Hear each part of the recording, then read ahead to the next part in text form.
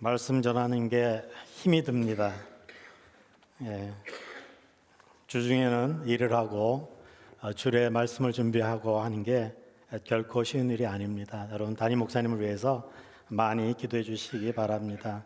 우리 옆에 분들과 한번 마라나타라고 인사하기 바랍니다. 마라나타, 마라나타. 이 구호는 우리 초대교회 성도들이 주님의 재림을 갈망하면서 했던 그런 구호입니다. 세계 운명의 날이라는 시계가 있습니다. 혹시 보셨나 모르겠습니다. 지금 스크린에 나오는 세계 운명의 날 시계, 저 시계의 시간과 분침을 보시면 23시 53분입니다. 죄송합니다. 23시 53분을 가리키고 있습니다. 자정에서 약 7분 전인 것을 우리가 볼 수가 있습니다. 이 시계는 1947년 미국의 원자폭탄 계획 추진 핵 과학자들의 중심으로 인류에게 이 핵 위험이 얼마나 위험한지를 경고하기 위해서 미국의 시카고 대학에서 처음으로 고안한 시계라고 합니다. 그렇다면 오늘 2022년 7월 10일 오늘 시계의 시침과 분침은 얼마나 되겠습니까? 오늘 현재 시간은 23시 58분 20초라고 합니다. 자정에서 1분 40초 전이라는 것입니다. 그만큼 더 세계가 위험해졌다라는 것을 경고하고 있습니다. 특별히 러시아와 우크라이나의 전쟁, 또 미국과 러시아의 신냉전주의의 부활, 또 세계 기후의 변화, 그리고 가짜 뉴스, 또한 코로나19로 인한 팬데믹 추가로 인해서 지구의 종말의 시계가 역사상 가장 가까이 근접했다라고 말하고 있습니다. 그리고 그것을 1분 40초가 남았다고 얘기하지 않고 100초가 남았다고 얘기한다고 합니다. 처음으로 초 단위를 사용했다라고 합니다. 그만큼 우리가 살아가는 이 세계가 정말 종말이 가까운 것을 우리가 알 수가 있다라는 것입니다. 신약 성경에도 보면 예수님의 제자들이 마태복음 24장 3절에서 14절에 보면 그들 역시도 예수님 언제 예루살렘의 멸망이 되고 또 언제 예수님의 재림이 다가오게 되고 언제 이 세계의 종말이 옵니까? 라고 그들이 질문했던 것을 우리가 볼 수가 있습니다. 우리 성경 말씀 마태복음 23장 3절에서 14절 말씀을 잠시 제가 읽어드리겠습니다. 예수께서 감람산 위에 앉으셨을 때에 제자들이 종용이 와서 이르되 우리에게 이르소서 어느 때에 이런 일이 있겠사오며 또 주의 임하심과 세상 끝에는 무슨 징조가 있사오리까? 예수께서 대답하여 이르시되 너희가 사람의 미혹을 받지 않도록 주의하라. 많은 사람이 내 이름으로 와서 이르되 나는 그리스도라 하여 많은 사람을 미혹하리라. 난리와 난리 소문을 듣겠으나 너희는 삼가 두려워하지 말라. 이런 일이 있어야 하되 아직 끝은 아니니라.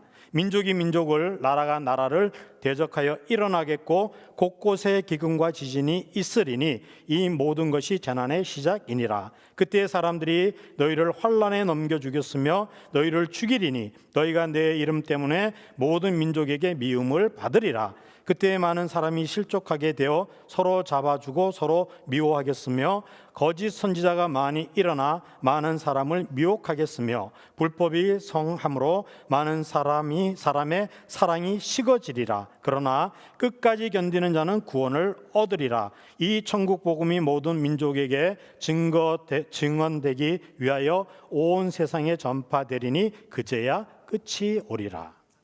아멘. 이 말씀을 요약을 하면 거짓 그리스도가 나타나고 거짓 선지자들이 나타나고 세상에 전쟁과 기근과 지진과 선지자들을 핍박하고 온갖 불법이 성행하게 되고 사랑이 식어지고 그리고 나아가서 전 세계의 땅끝까지 복음이 전파되고 그리고 나서 온 우주적인 멸망이 찾아오게 되면 이 세계가 끝이 난다라고 얘기합니다. 지금 예수님이 말씀하신 모든 징조가 다 이루어졌고 단지 두 가지가 이루어지지 않았어요. 전 세계에 복음이 전파되는 것, 그리고 온 우주가 멸망하는 것. 세계 선교 통계를 보면은 2022년 1월 기준입니다. 세계 국가 수는 유엔 회원국이 193개국이 있고 비회원국이 54개, 합쳐서 247개의 나라가 이 땅에 있다고 합니다. 그리고 세계 언어의 숫자는 7,424개라고 합니다. 종족의 숫자도 그 언어의 숫자와 같이 7,424개의 종족이 있다고 합니다. 세계 인구는 현재 79억 명입니다.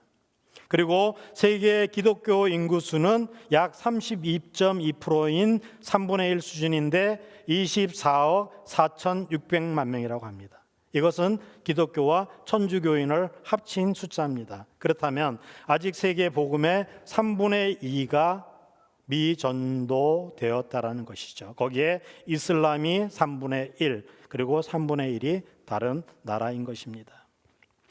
이 두 가지가 이루어지면 이제 인류에는 이제 마지막 예수님의 재림이 오게 된다라는 것입니다.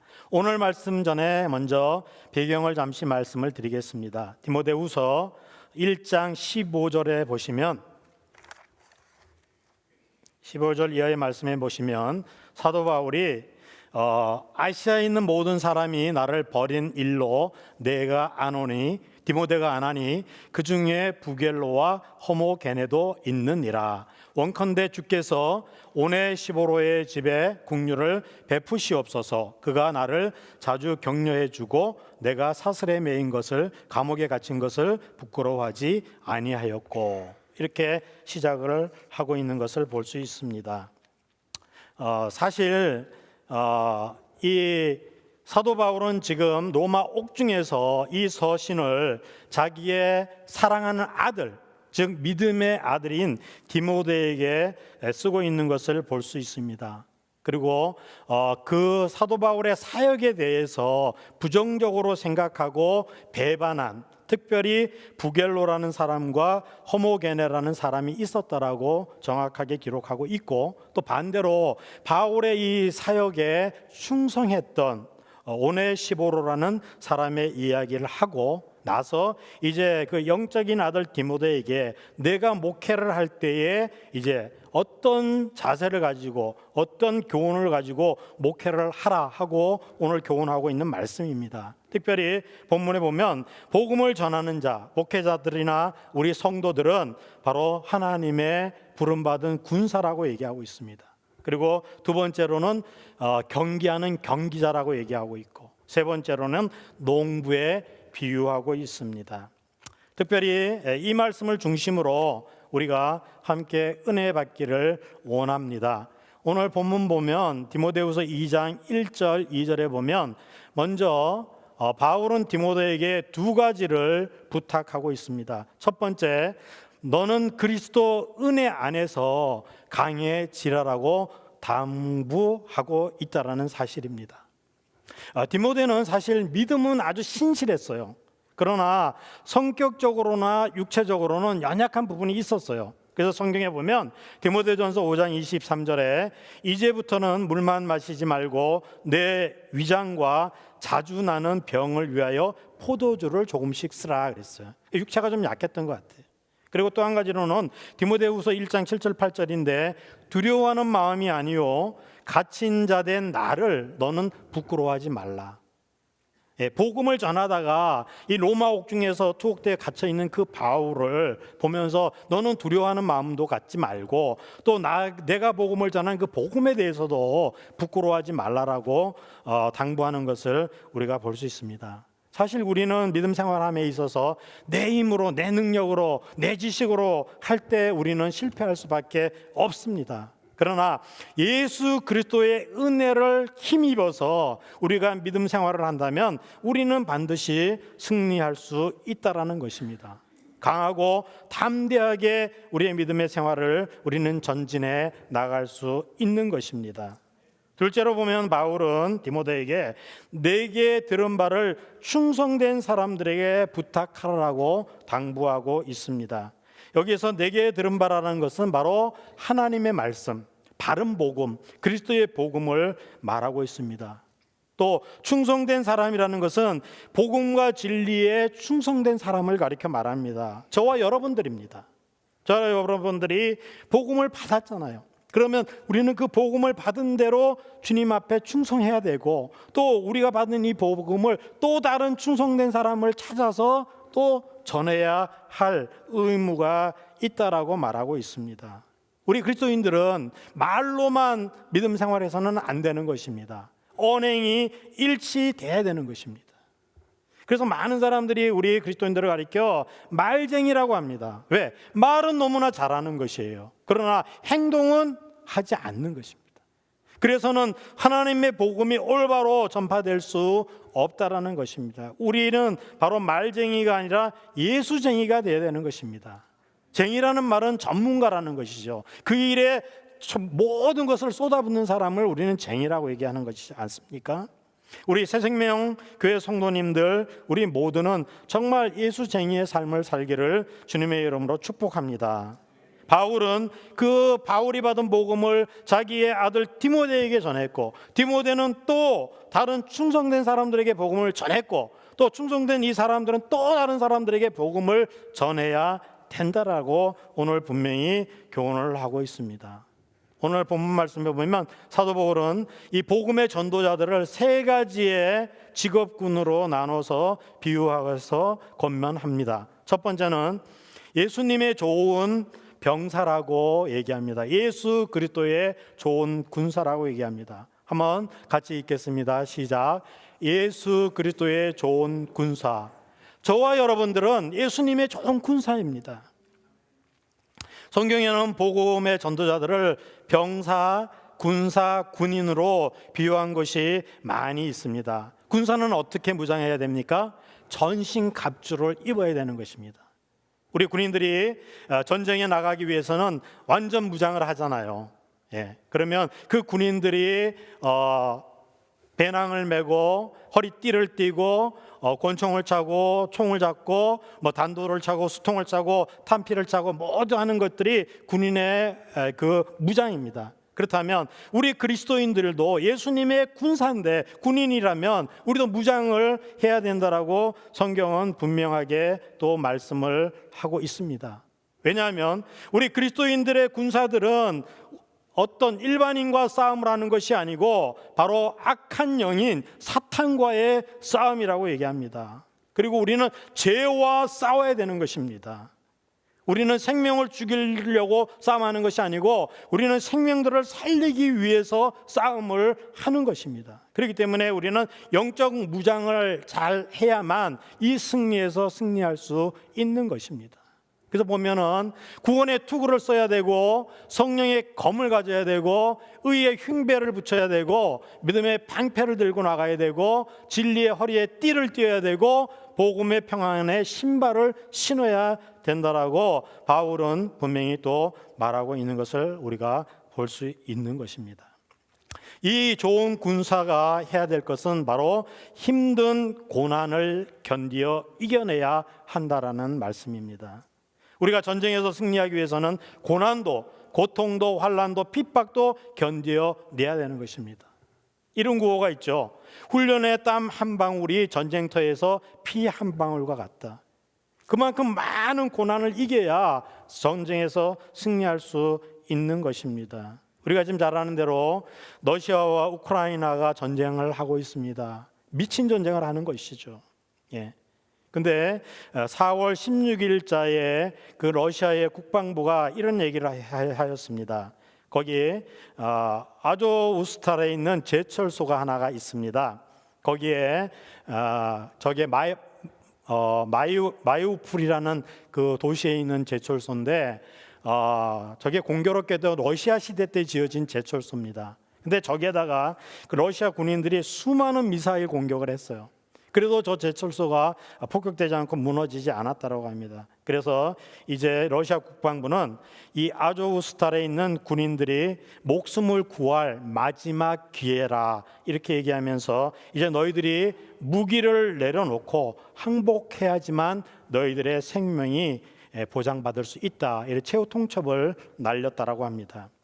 저기에는 그 아조 연대 병력 2,000명과 민간인 1,000명, 3,000명이 최후의 저항을 하면서 결사항전을 하면서 버티고 있었습니다.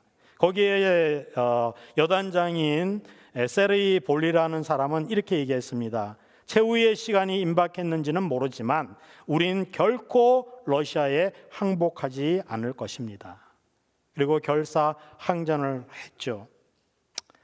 여러분, 군인들이 가장 힘든 것은 바로 훈련입니다. 훈련.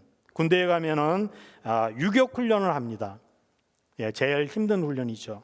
그 유격 훈련에는 PT 체조도 있고 60km 완전 군장 행군도 있고 화생방 훈련도 합니다. 그리고 지금 보는 사진과처럼 높은 곳에서 이렇게 점프해서 뛰어내리는 네펠 훈련도 합니다.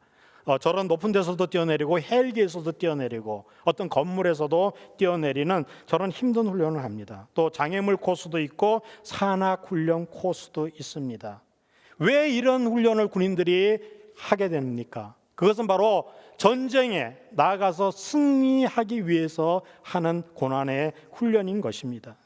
에베소 6장 12절 말씀에 보면 우리의 씨름은, 우리의 싸움은 혈과 육을 상대하는 것이 아니요 통치자들과 권세자들과 이 어두움의 세상 주관자들과 하늘에 있는 악의 영들을 상대함이라 이렇게 얘기합니다.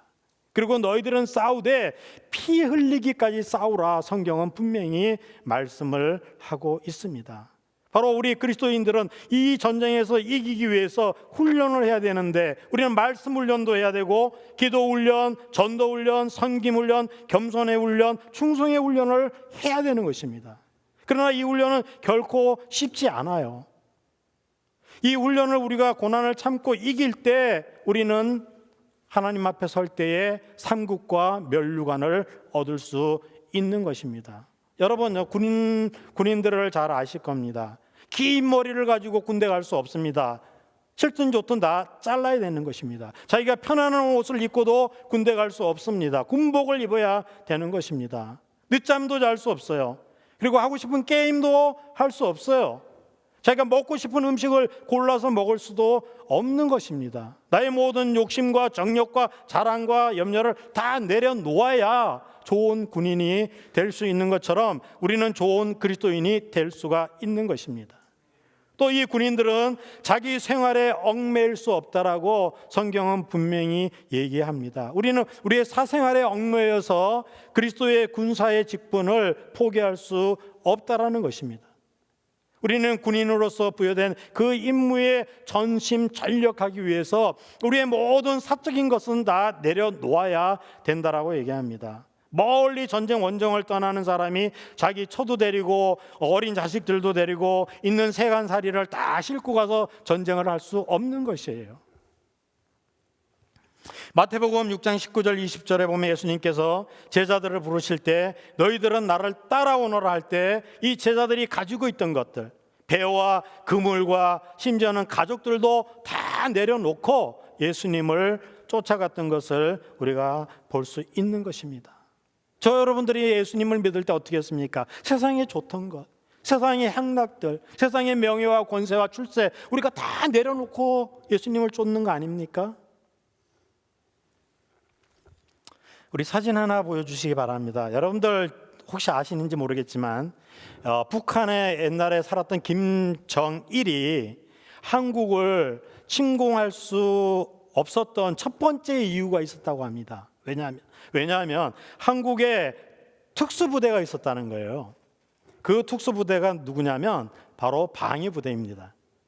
방위부대인데 저 방위병들이 아침 7시만 되면은 어디론가 한 곳에 모여서 직결을 합니다. 사단에 직결을 합니다.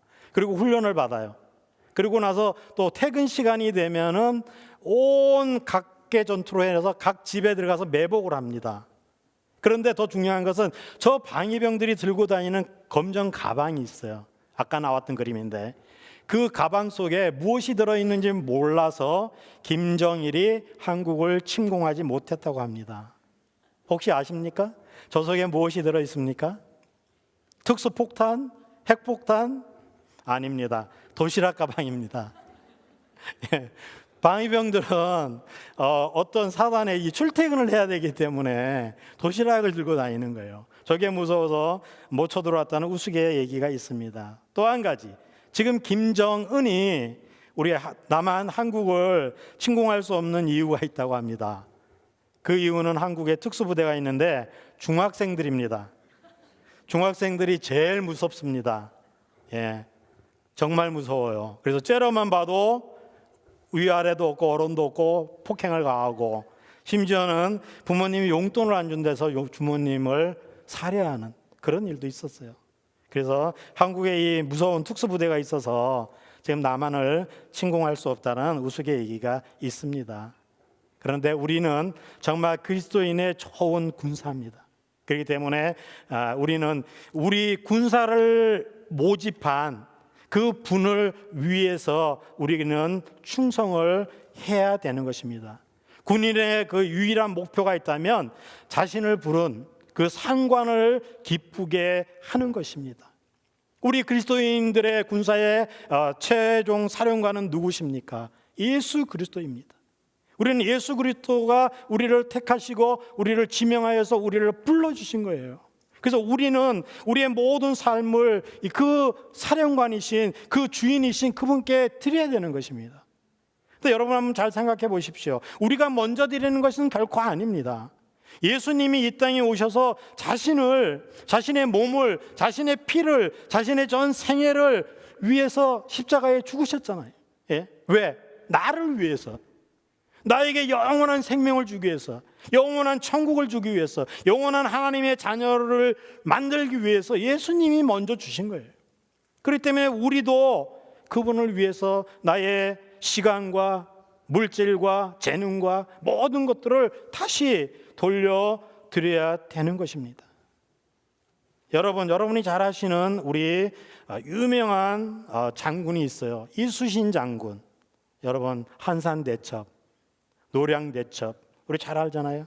여러분 이수신 장군님을 따르겠습니까? 아니면 반대로 원균 장군을 따르겠습니까? 여러분 예수님을 따라서 우리가 승리의 삶을 살겠습니까? 아니면 사탄을 따라서 멸망의 삶을 살겠습니까? 우리의 대장은 사탄이 아닙니다. 이 세상이 아니고 죄악이 아니고 바로 예수 그리스도라는 것을 다시 한번 기억하시기를 주님의 이름으로 축복합니다. 또 우리 하나님은 우리에게 법대로 경기하는 경기자가 되라고 오늘 5절에 말씀하고 있습니다. 오늘 디모데후서 2장 5절 말씀 우리 함께 같이 읽겠습니다. 경기하는 자가 법대로 경기하지 아니하면 승리자의 관을 얻지 못할 것이며. 바울 사도는 종종 성도들의 삶을 경기장에서 경기하는 경주자로 비유하고 있습니다. 이 경기하는 모든 선수들의 최종적인 목표가 무엇입니까? 승리입니다. 우승입니다. 1등하는 것입니다. 그러나 이 승리와 1등하는 것만큼 중요하지 않는 것이 바로 법이라는 것입니다. 법대로 경기해야 된다는 것입니다. 여러분 만약에 선수가 세계 신기록을 수립을 했어요. 근데 1등을 하고 면류관도 받고 상금도 받고 다 받았어요. 근데 나중에 뭘 테스트합니까? 도핑 테스트를 하지 않습니까? 소변 테스트를 해요. 근데 금지 약물을 복용했어요. 그럼 어떻게 됩니까? 박탈되는 것이죠. 그 금메달도 박탈되고 그 명예도 박탈되고 선수의 생활에서도 박탈되고 모든 것이 끝이 납니다. 이처럼 법대로 하는 것이 중요한 것입니다. 경기하는 자는 그 경기의 법대로 경기장의 트랙을 돌아야 되는 것이지 그 트랙을 벗어나면 실격되는 것입니다. 42.195km를 달리는 마라토너가 열심히 달려서 우승을 해야지 자전거를 타고 다닌다든지 자동차를 타고 간다든지 그것은 말이 되지 않는 것입니다. 똑같아요. 우리 그리스도인들도 예수를 믿는 믿음에 있어서 우리가 예수님의 말씀의 법대로 신앙생활을 해야 되는 것입니다. 내 마음대로, 내 뜻대로, 내 하고 싶은 대로, 내 생각대로, 내가 복음대로 해서는 우리는 승리할 수가 없다라는 사실입니다. 마태복음 7장 22절과 23절 말씀입니다. 그날에 많은 사람이 나더러 이르되 주여 주여 우리가 주의 이름으로 선지자 노릇을 하며 주의 이름으로 귀신을 쫓아내며 주의 이름으로 많은 권능을 행하지 아니하였나이까. 그때에 내가 예수님이 그들에게 밝히 말하되 내가 너희를 도무지 알지 못하니 불법을 행하는 자들아 내게서 떠나가라 하리라. 불법은 예수님 앞에 갈 수가 없는 것입니다. 우리가 잘못된 법으로 예수님을 믿으면 예수님 앞에 갈 수가 없는 것입니다. 그리고 나서 이어지는 말씀을 보면 바로 합법적인 자들은 어떤 삶을 사냐면 반석 위에 세운 지혜로운 사람의 삶을 산다고 얘기합니다. 그러나 불법자의 삶은 모래 위에 세워놓은 어리석은 누각, 어리석은 집과 같은 삶이라고 성경은 분명하게 말하고 있습니다. 여러분 잘 아시죠? 교회 안에 이단이 들어와 있지 않습니까? 신천지, 교회를 파괴하고 목사님을 쫓아내고 교인들을 갈라놓고, 그거는 하나님의 법이 아닌 것이에요. 법대로 예수님을 믿어야지. 그렇게 믿으면 그것은 다 지옥의 멸망의 자식이 될 수밖에 없는 것입니다. 예전에 한국에 있었던 그 종말론을 신봉했던 다미 선교회라고 있어요. 그런 잘못된 종말론자들 이 땅에도 많이 있지 않습니까? 법대로 하지 않으면 결코 우리는 예수님의 좋은 군사의 삶을 살 수 없는 것입니다. 우리 복음 전도자들이 지켜야 할 법칙들이 있어요. 우리는 진리의 법을 떠나서는 안 되는 것입니다. 또 우리는 사랑의 법으로 해야 되는 것입니다. 온유한 법으로, 인내의 법으로, 긍휼의 법으로, 충성의 법으로 우리가 이 경기를 달려갈 때 마지막에 우리는 승리자의 면류관을 쓸 수 있는 것입니다. 사도 바울은 이렇게 고백합니다. 디모데후서 4장 7절 8절 말씀 우리 같이 한번 읽을까요?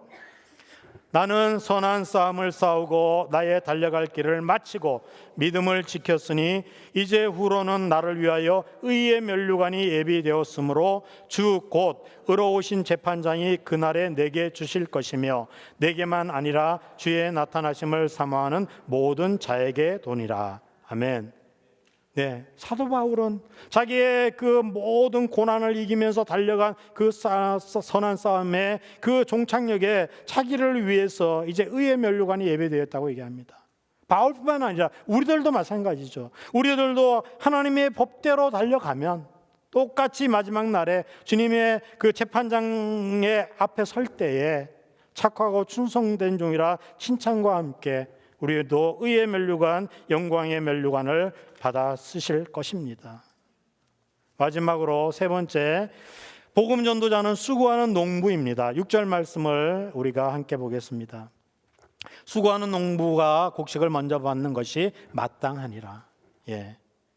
왜 이 농부가 곡식을 먼저 받습니까? 그 첫째 말씀에 보시면은 가을에 이 풍성한 수확을 위해서 열심히 일하는 농부가 결국에 그 결실의 계절에 열매를 딸 수 있다는 것과 같다는 것이죠. 농부는 근면성실해야 됩니다. 그렇지 않고는 좋은 열매를 딸 수가 없는 것입니다. 마태복음 13장 8절 말씀에도 보면 더러는 좋은 땅에 떨어짐에 어떤 것은 100배, 어떤 것은 60배, 어떤 것은 30배의 결실을 하였느니라. 믿음의 씨앗이 떨어지면 이렇게 열매를 맺게 된다는 것입니다. 이 복음은 말로만 전파되는 것이 아니라 복음 전도자의 땀 흘리는 수고, 헌신, 충성을 통해서 결실을 하고 있다는 것입니다. 여러분, 한문에 보면 쌀미자가 있어요. 쌀미, 미곡이라 그러잖아요. 쌀미자에 보면 한문으로 8팔자가 2개 들어가 있어요. 그래서 저거를 해석을 하면 농부의 88번, 88번의 수고를 통해서 쌀 한 톨이 만들어진다라는 것입니다. 농부가 논이나 밭에 덩그러니 마음대로 이렇게 씨앗을 뿌려놓는다고 해가지고 가을에 좋은 결실을 하는 것은 결코 아닙니다. 곡식은 농부의 발자국 소리를 듣고 자라난다라는 말이 있어요. 그러니까 그처럼 농부가 번번이 가서 수고하고 땀 흘리고 김을 메고 병충해를 예방하고 또 가뭄 때는 물을 대주고 홍수 때는 물을 퍼내고 또 이런 모든 날짐승들을 막아주고 이런 수고와 헌신이 있어야 가을에 풍성한 열매를 거둘 수 있다라는 것입니다. 이와 같이 우리 역시도 한 영혼을 전도해서 그냥 내버려 두면 그 영혼이 결실할 수 없는 것이에요. 우리는 한 영혼이 정말 그리스도인이 되기 위해서 수많은 시간과 물질과 사랑과 인내와 나의 희생과 배려와 섬김과 이런 수고를 통해야지만 한 영혼이 올바로 예수님을 믿게 되는 것입니다. 그리고 좋은 그리스도인의 군사로 그가 택함을 받게 된다는 것입니다. 여러분, 산모의 상고를 잘 알고 있지 않습니까? 한 어린 생명이 태어나기 위해서는 산모의 상고가 있어야 되는 거예요. 죽음에까지 내려가는 그 아픔과 고통이 있을 때 새 생명이 탄생하잖아요. 똑같아요. 우리 전도자가 한 영혼을 전도하기 위해서는 그런 희생과 수고와 고난이 필요하다는 것입니다. 여러분, 오늘도 이 시간에 땅끝까지 나가서 복음을 전하는 선교사들이 있습니다. 제 친구 선교사도 한 분이 있는데 지금 미얀마에 들어가 있습니다. 미얀마도 지금 얼마나 위험합니까? 거기도 내전이 일어나고 있는데 이 러시아와 우크라이나 전쟁 때문에 사람들이 전혀 관심을 두지 않아요. 그런데 오늘도 수많은 그 민간인들이 학살당하고 있고 총에 맞아 죽어가고 있어요. 거기에 그 위험한데 왜 들어가냐 그랬더니 자기 들어가서 복음을 전해야 되지 않느냐는 거예요. 그리고 거기서 무슨 일이 일어나면 어떡하냐 그랬더니 하나님의 뜻이라는 거예요. 그러니까 부부가 나가는데 생명을 걸고 나가는 것입니다. 교회 목회자들도 마찬가지입니다. 오늘도 목회자들이 여러 성도들을 양육하기 위해서 수많은 희생과 수고와 땀 흘림이 있어야 바로 여러분들이 올바로 양육이 되는 것입니다. 그리고 교회가 부흥하는 것이고 또 오늘 주일학교 교사들도 마찬가지입니다. 어린 영혼을 위해서 자기의 모든 것을 희생할 때에 그 한 영혼이 자라나서 정말 좋은 그리스도인의 군사가 되는 것입니다. 우리 목자와 목녀들도 우리 목원들을 위해서 얼마나 수고하고 땀 흘리고 애쓰고 있습니까? 교회 안에서 또 우리가 교회 밖에서도 바로 이런 수고와 희생과 헌신이 있어야지만 열매가 맺어진다라는 것입니다. 시편 126편 6절 말씀입니다. 울며 씨를 뿌리러 나가는 자는 반드시 기쁨으로 그 곡식단을 가지고 돌아오리라. 우리가 수고하고 눈물을 흘리고 복음을 전하게 되면 반드시 기쁨으로 그 곡식단을 가지고 돌아온다라고 우리 하나님은 말씀하고 있습니다. 또 이 농부는요, 수확을 위해서 수고한 농부가 그 열매를 먼저 받는 것이 마땅하다. 성경은 이렇게 기록하고 있습니다. 이것은요, 복음 전도 사역에 최선을 다하게 되면 먼저 전도자의 믿음이 자라나게 되는 것입니다. 그리고 믿음의 소망이 더 분명해지고 또 그 사랑의 깊이가 더 깊어지게 되는 그 내 믿음의 성숙함을 체험하게 되는 것입니다.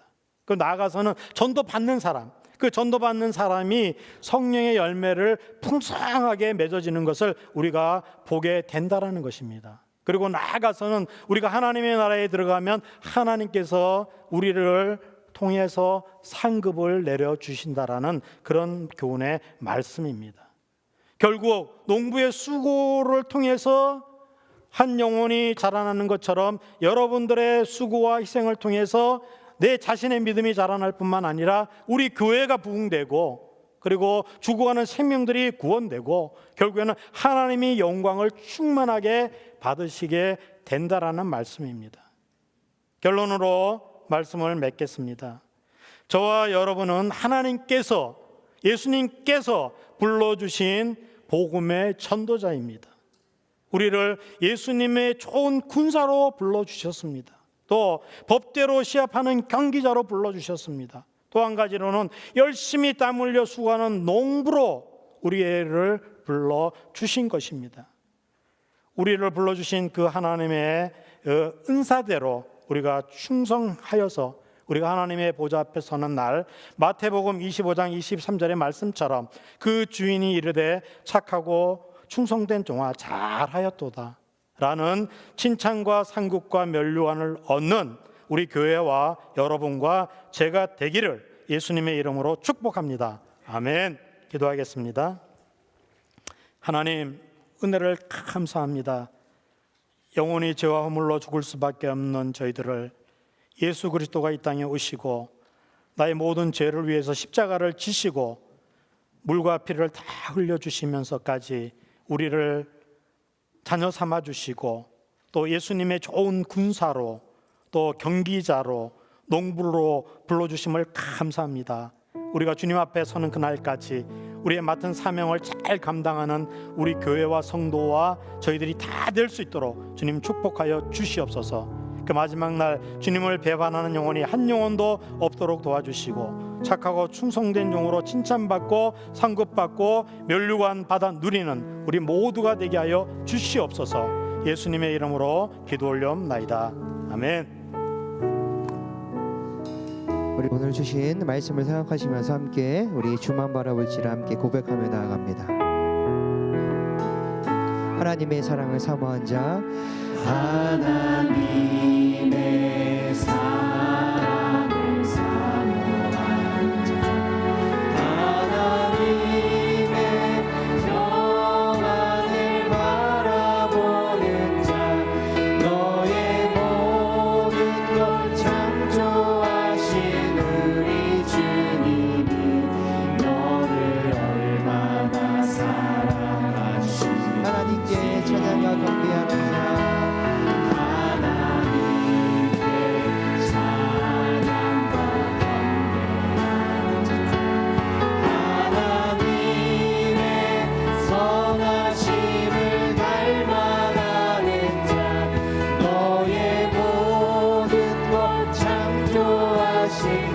우리 주님이 너를 자녀 삼으시니. 이 시간 고백합시다.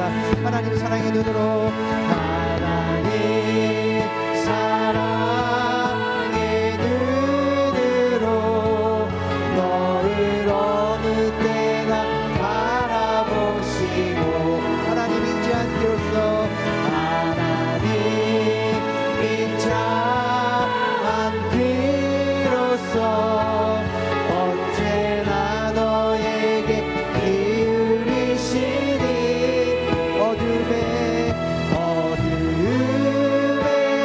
밝은 빛을 비춰주시고 너의 작은 신음에도 응답하시니 너는 어느 곳에 있든지 주를 향하고 주만 바라볼지라 주만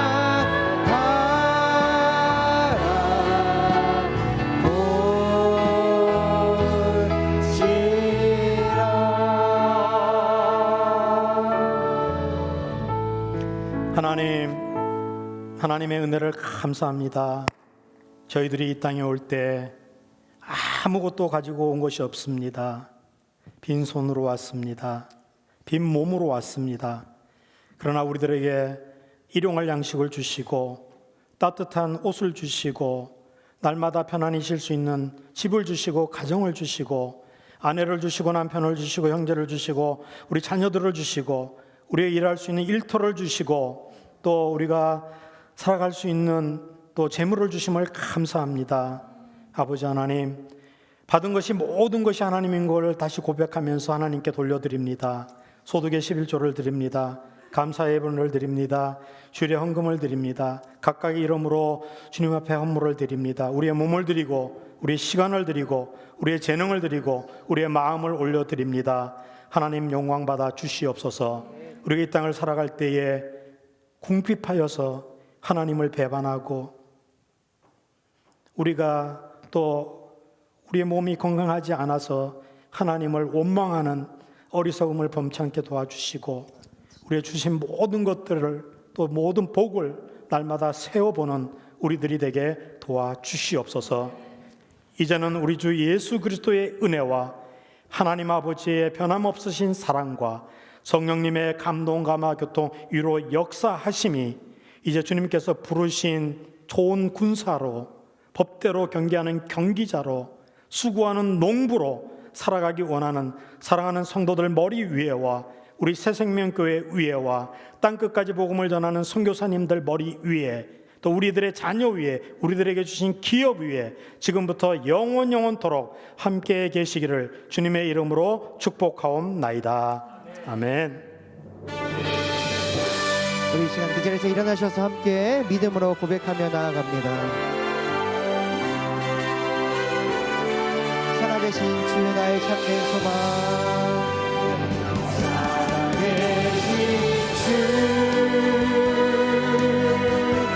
나의 참된 소망, 걱정 근심 전혀 없습니다. 전혀 없네.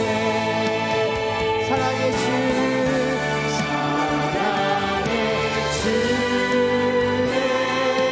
밝게 인도하니 내 모든 삶의 기쁨을 충만하네. 우리 예배를 하나님께 영광의 박수를 한번 드리겠습니다. 할렐루야. 예배를 마쳤습니다.